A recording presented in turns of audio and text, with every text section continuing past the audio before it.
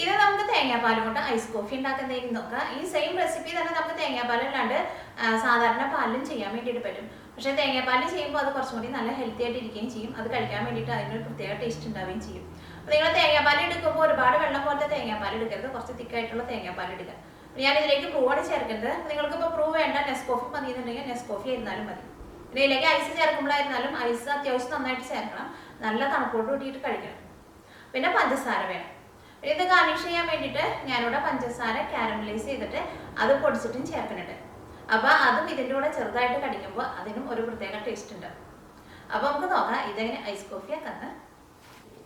ഇനി ഫസ്റ്റ് പഞ്ചസാര കാരമലൈസ് ചെയ്തിട്ട് പൊടിച്ചിട്ടെടുക്കുക. അതിന് വേണ്ടിയിട്ട് നല്ല കട്ടിയുള്ള ഒരു പാൻ വെച്ച് ചൂടാക്കുക. ഇതിലേക്ക് പഞ്ചസാര ചേർക്കുക. പഞ്ചസാര ചേർക്കണതിന് അങ്ങനെ കറക്റ്റ് അളവൊന്നുമില്ല. നിങ്ങൾക്ക് എന്തോരം പഞ്ചസാര കാരമലൈസ് ചെയ്ത് നിങ്ങൾക്ക് എന്തോരം വേണമെന്ന് വെച്ചിട്ടുണ്ടെങ്കിൽ അതനുസരിച്ചിട്ട് പഞ്ചസാര ചേർക്കാം. ഇത് നമ്മൾ എടുത്തു വെച്ചിരുന്നാലും കുറേ നാൾ വരെ ഇത് കേടാവാണ്ടിരിക്കുകയും ചെയ്യും. ഞാനിവിടെ എടുത്തേക്കണ പഞ്ചസാര നല്ല പൊടിയായിട്ടുള്ള പഞ്ചസാരയാണ്. പക്ഷേ വലിയ തരിയുള്ള പഞ്ചസാരയാണെങ്കിലും കുഴപ്പമില്ല. അത് ഇങ്ങനെ പൊടിക്കാണ്ട് തന്നെ വലിയ തരിയോട് കൂടിയിട്ടാണ് ചേർത്താൽ മതി. ഞാനിതിലേക്ക് 4 ടേബിൾ സ്പൂൺ പഞ്ചസാര ചേർത്തിട്ടുണ്ട്. ഇതിലേക്ക് വെള്ളമൊന്നും ചേർക്കേണ്ട ആവശ്യമില്ല. ഈ പഞ്ചസാര നന്നായിട്ട് ചൂടായി കഴിഞ്ഞ് കഴിയുമ്പോൾ ഇത് വെള്ളം പോലെ ആയി കഴിഞ്ഞ് കഴിഞ്ഞിട്ട് പിന്നെ ഇത് നല്ലൊരു ഗോൾഡൻ കളറായിട്ട് വരും.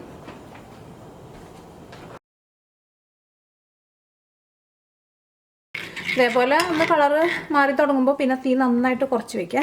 അല്ലെങ്കിൽ ഇത് പെട്ടെന്ന് അങ്ങോട്ട് കളറ് മാറിയിട്ട് ഒരു ഡാർക്ക് കളറിലേക്ക് മാറിയിട്ടുണ്ടെങ്കിൽ ഇതിന് കയ്പ്പ് രസം വരും. നിങ്ങൾ പ്രത്യേകം ശ്രദ്ധിക്കണം എപ്പോഴും പഞ്ചസാര കാരമലൈസ് ചെയ്യുമ്പോൾ. അപ്പോൾ ഞാനിവിടെ തീ ഏറ്റവും കുറച്ചാണ് വെച്ചേക്കുന്നത്.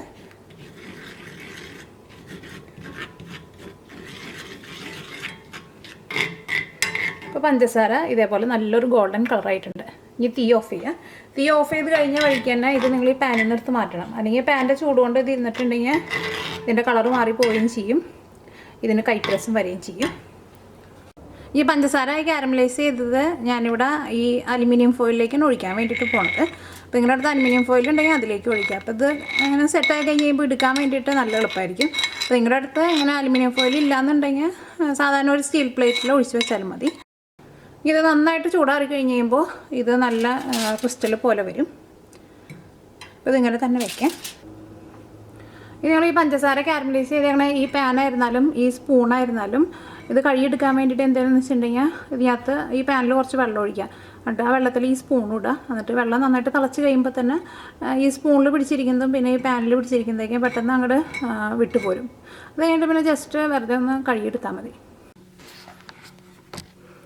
സെറ്റായിട്ടുണ്ട്. ഇത് വിരിയിച്ചെടുക്കാം.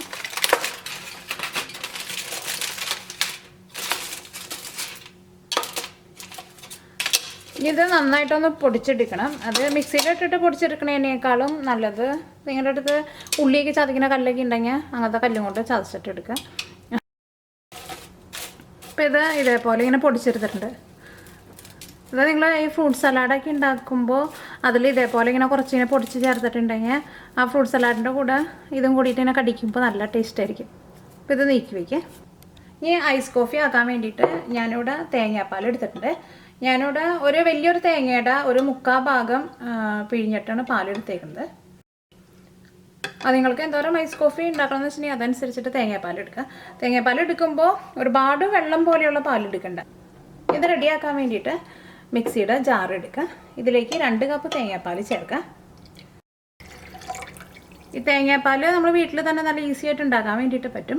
സാധാരണ നമ്മുടെ വീട്ടിലൊക്കെ എപ്പോഴും ഉണ്ടാക്കുന്നതാണ്. അല്ലെങ്കിൽ അത് അറിയാത്തവരാരെങ്കിലും ഉണ്ടെന്നുണ്ടെങ്കിൽ നിങ്ങൾ യൂട്യൂബിൽ മിയ കിച്ചൻ കോക്കനട്ട് മിൽക്ക് എന്ന് പറഞ്ഞാൽ ടൈപ്പ് ചെയ്തിട്ടുണ്ടെങ്കിൽ ഞാൻ കുറച്ച് നാൾ മുമ്പ് ഞാൻ തേങ്ങേൻ്റെ ഉള്ളിൽ നിന്ന് തേങ്ങാപ്പാൽ ഉണ്ടാക്കുന്ന ഒരു വീഡിയോ ഞാൻ നേരത്തെ തന്നെ അപ്ലോഡ് ചെയ്തിട്ടുണ്ട്. ഇതിലേക്ക് ബ്രൂ ചേർക്കാം. ബ്രൂവോ അല്ലെങ്കിൽ നെസ്കോഫി ആണെങ്കിൽ നെസ്കോഫി ചേർക്കാം. അപ്പോൾ ഞാനിതിലേക്ക് 3/4 ടേബിൾ സ്പൂൺ ബ്രൂ കോഫി ചേർത്തിട്ടുണ്ട്.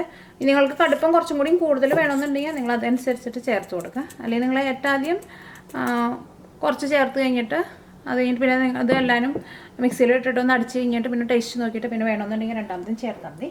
ഇതിലേക്ക് പഞ്ചസാര ചേർക്കാം. ഇതിലേക്ക് ഐസ് ചേർക്കാം. ഞാൻ ഇതിനു മുമ്പ് ഐസ് പൂട്ട് ഉണ്ടാക്കുന്ന ഒരു വീഡിയോ ഇട്ടുണ്ടായിരുന്നു. അപ്പോൾ 2-3 പേര് ചോദിച്ചിട്ടുണ്ടായിരുന്നു വീട്ടിൽ എങ്ങനെ ഐസ് ഉണ്ടാക്കാന്നുള്ളത്. അപ്പോൾ ഈ ഐസ് ഉണ്ടാക്കണ ഇതേപോലത്തെ ആ മോൾഡ് നമുക്ക് കടകളിൽ നിന്നൊക്കെ വാങ്ങാൻ വേണ്ടിയിട്ട് കിട്ടും. ഇപ്പോൾ ഇതേപോലത്തെ മോൾഡ് ഇല്ലയെന്നുണ്ടെങ്കിൽ നിങ്ങൾ ഫ്രീസറിൽ ഒരു സ്റ്റീൽ പാത്രത്തിൽ കുറച്ച് വെള്ളം വെച്ചിട്ട് ഐസ് ആക്കാൻ വേണ്ടിയിട്ട് വെച്ചാൽ മതി. എന്നിട്ട് ഐസ് ചെറുതാക്കിയിട്ട് കത്തി വെച്ചിട്ട് എന്തെങ്കിലും വെച്ചിട്ട് പൊടിച്ചിട്ട് ഇതിലേക്ക് ചേർത്താലും മതി. ഐസ് കുറച്ച് കൂടുതൽ ചേർക്കണം. ഇതൊരു 2-3 പ്രാവശ്യം ചെറിയ സ്പീഡിലിട്ടിട്ട് ഇങ്ങനെ കറക്കിയെടുക്കുക. അപ്പോൾ ഇത് നന്നായിട്ട് ഇങ്ങനെ ബബിൾസ് പോലെ വരും.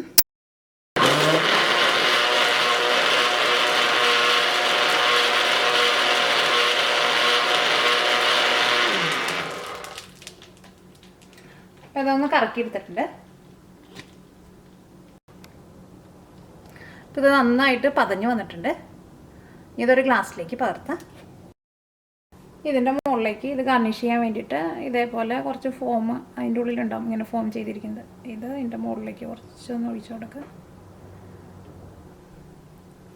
ഇതിൻ്റെ മുകളിൽ നമ്മൾ ഏറ്റവും ആദ്യം തന്നെ പഞ്ചസാര കാരമലൈസ് ചെയ്ത് പൊടിച്ച് വെച്ചത് നമ്മൾ ടേസ്റ്റിനനുസരിച്ചിട്ട് ഇതിൻ്റെ മുകളിലേക്ക് കുറച്ചൊന്ന് ഇട്ട് കൊടുക്കുക.